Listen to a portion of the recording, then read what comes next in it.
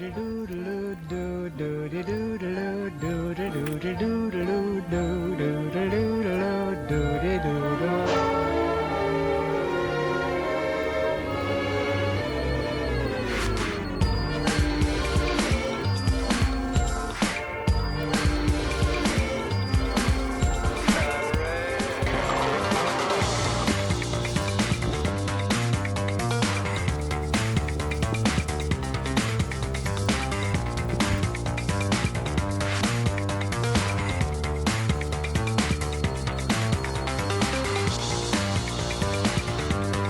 don't mind when it rains, you know what I mean? Some people say, oh, it's raining.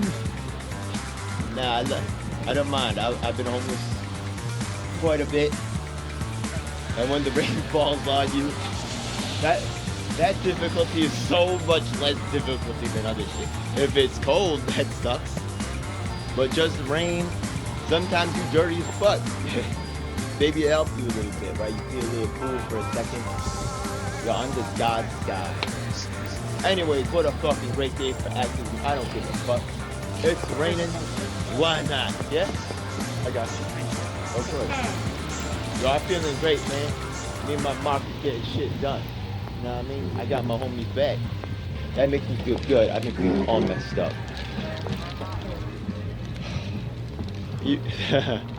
At least I can have someone else's back. Yeah. All right.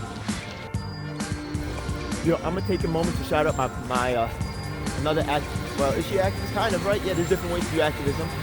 She's got her blog, Noon EST, and right now she's representing Eritrea, aka Ethiopia. Yeah.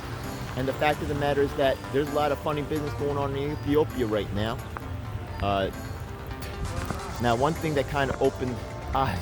One of the things that's going on in Ethiopia, a lot, the news ain't really reporting it, but the U.S. has kind of controlled the leadership there and caused, like, genocidal type of movements and stuff. It's been real severe. You saw what happened in Afghanistan when people were trying to jump on the planes. When U.S. backs people in a ruthless way, a lot of people get hurt and there's a lot of anger and stuff like that. So whatever, so they installed their own leader, then another leader switched up, right? And now it's going crazy. Much love out to other activists in other fields. Anything else going? Friends of Pelham Parkway. She's working to save the trees in Pelham Parkway, the park right there. Just want to shout her out too. People's Party of New York for ratificating bylaws.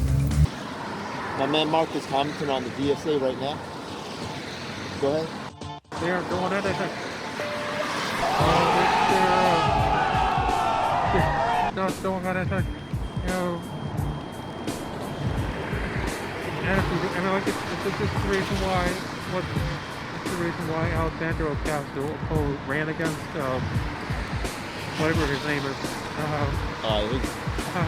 Primary, she took out a guy named some Irish name or something. Joseph McCarthy. No. Crowley. She took out Crowley. If you're elected, you should wield your power. Yeah. And force the vote, baby. Alexandria Ocasio-Cortez has not wielded power. She's talked a lot, and her office had to be contacted by Jamal Bowman. Jamal. Yeah. I met Jamal, and Jamal obviously reached out to them, and 24 hours later, someone from her staff reached out, which is very nice. But it's kind of like, look, we reached out you so many people times. haven't really been paying attention. Yeah. And you keep thinking Jamal. that I want to talk to you about accommodation. It's like, look, I showed you how to do CART. And it's not just those basic little accommodations, it's about policies. And the district NY14 has 2 schools for the deaf. And she has said nothing about quality of captions, poor quality of captions. The horrible use of automatic speech recognition. She said nothing substantive about disability-related things that would be pertinent, relevant to a very huge portion of the district. In fact, people with vision impairment, their experience of vision is different. And my man Marc is absolutely right. What they do is they give you something that sounds close to what you asked for, and they never want to hear from you again. Yeah? Nah, that doesn't work. So all these people fighting out for these policy changes, they think that they're helping. They are to an extent, but really what happens is during the delivery phase and during the rest of it, it just gets turned into some bullshit, yeah? Oh, we got captions. Those captions are unreadable, yeah? Whatever.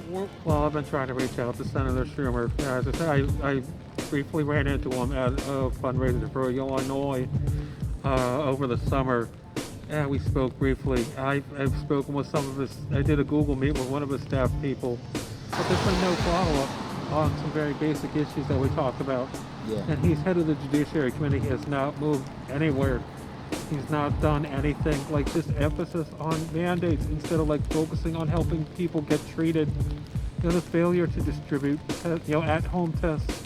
The failure to make sure that disabled communities, such as the deafblind, the blind, are getting the vaccine and accurate information in Braille format, or we go through discussions with interpreters. This administration, every level of government has done nothing to help the deafblind during this pandemic, and that's absolutely ridiculous. And unfortunately, deafblind people are, my man Mark can't really hear me, unfortunately, but he just hears some noise.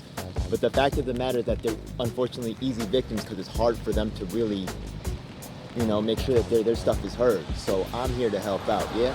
We got more people here. Go ahead. Deafblind advocate right here. We're fighting for the dedicated advocate in New York. That deadline is today. If you could mention to anybody, we appreciate it. Thank you.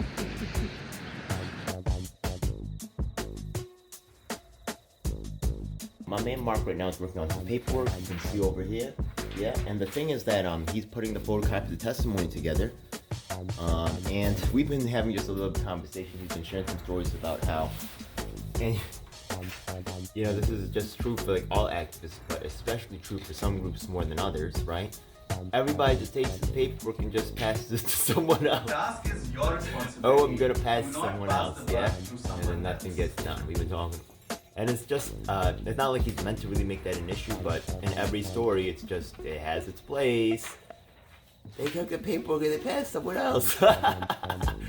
Anyways, yeah, but we're gonna, but we following up, right? We following up. We had like other stories about Caban, and this is just the beginning. Some people, they talk to someone famous and then it's over. Nah, man, yeah?